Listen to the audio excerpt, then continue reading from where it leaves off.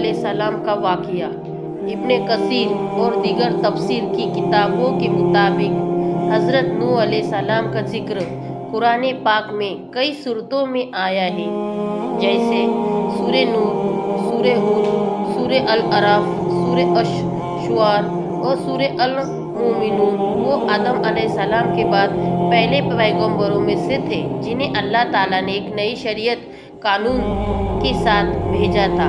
ان کی قوم جو آدم علیہ السلام کے زمانے کے بعد پیدا ہوئی، اللہ کو بھول چکی تھی اور بت پرستی، مورتی پوجا کے متبلہ ہو گئی تھی۔ وہ اپنی قوم کو بزرگوں کی تصویریں بناتے تھے اور دھیرے دھیرے انہیں خدا کا درجہ دیا۔ ان باتوں کے نام میں وہ ود، سوا، یغوث، یعوق اور نصر، دعوت اور صبر۔ حضرت نوح علیہ السلام نے اپنی قوم کو 950 سال تک دعوت دی۔ یہ ان کے صبر اور عظیم استقامت کی علامت ہے۔ انہوں نے ہر ممکن طریقے سے انہیں اللہ کی طرف بلایا۔ رات اور دن انہوں نے کبھی آرام نہیں کیا اور لگاتار اپنی قوم کو تبلیغ کرتے رہے، کھلے عام اور پوشیدہ۔ انہوں نے کبھی لوگوں کو کھلم کھلا دعوت دی اور کبھی اکیلے میں سمجھایا تاکہ کوئی بہانہ باقی نہ رہے۔ نصیحت: انہوں نے اللہ کی رحمت اور اس کے انعاموں کے بارے میں بتایا، ساتھ ہی اللہ کے عذاب سے بھی ڈرایا۔ انہوں نے سمجھایا کہ شرک چھوڑ دے، صرف ایک اللہ کی عبادت کرے تاکہ اللہ ان پر بارش برسائے، انہیں مال اور اولاد میں برکت دے اور انہیں جنتوں سے نوازے۔ قوم کا انکار اور دشمنی: نوح علیہ السلام کی قوم نے ان کی دعوت کو پوری طرح سے رد کر دیا، بلکہ وہ دشمن بن گئے۔ قرآن میں آتا ہے کہ وہ نوح علیہ السلام کو کیا کیا کہتے تھے۔ گمراہ میں وہ کہتے تھے کہ نوح علیہ السلام ایک کھلا گمراہ ہے۔ پاگل، وہ انہیں دیوانہ اور پاگل کہتے تھے۔ جھوٹا، وہ کہتے ہیں کہ وہ ایک اللہ کا جھوٹ گڑا رہا ہے۔ ہمارے جیسے انسان، وہ اس بات پر اعتراض کرتے تھے کہ ایک انسان کیسے اللہ کا پیغمبر ہو سکتا ہے، خاص کر کے ایک ایسا انسان جو ان کے جیسا کوئی فرشتہ و سرمایہ نہیں۔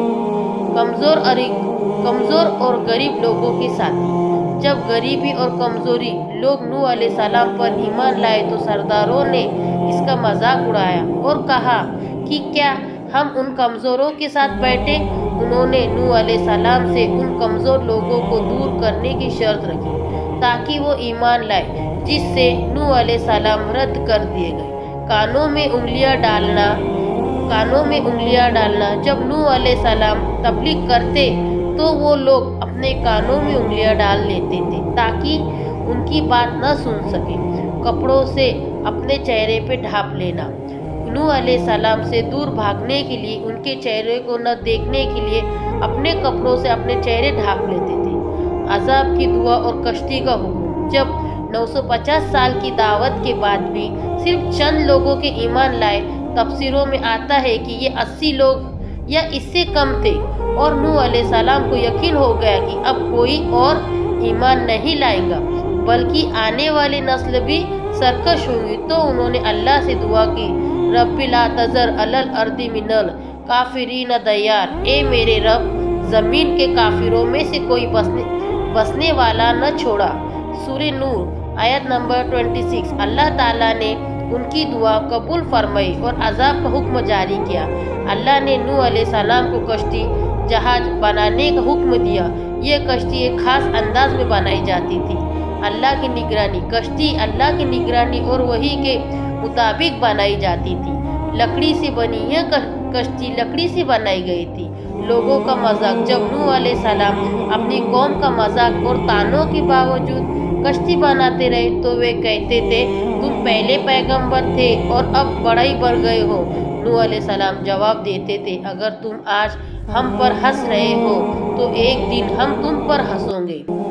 طوفان: جب کشتی تیار ہو گئی تو اللہ کا عذاب آیا۔ عذاب کی نشانیاں: آسمان سے لگاتار بارش: آسمان سے اتنی زوردار بارش ہوئی جیسے پہلے کبھی نہ ہوئی تھی۔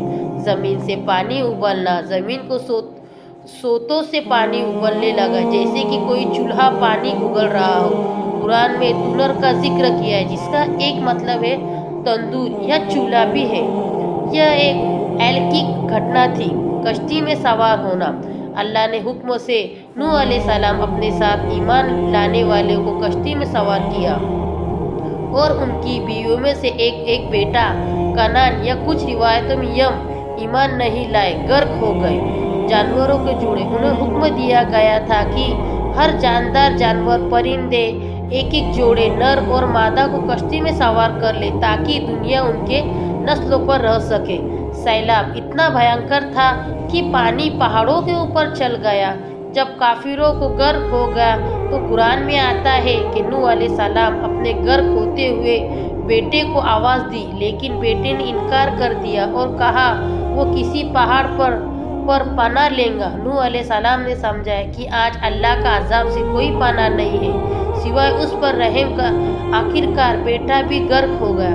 अल्लाह ने नूह अलैहिस्सलाम से कहा कि वो तेरा अहले खाना नहीं है, क्योंकि उसने ईमान नहीं लाया।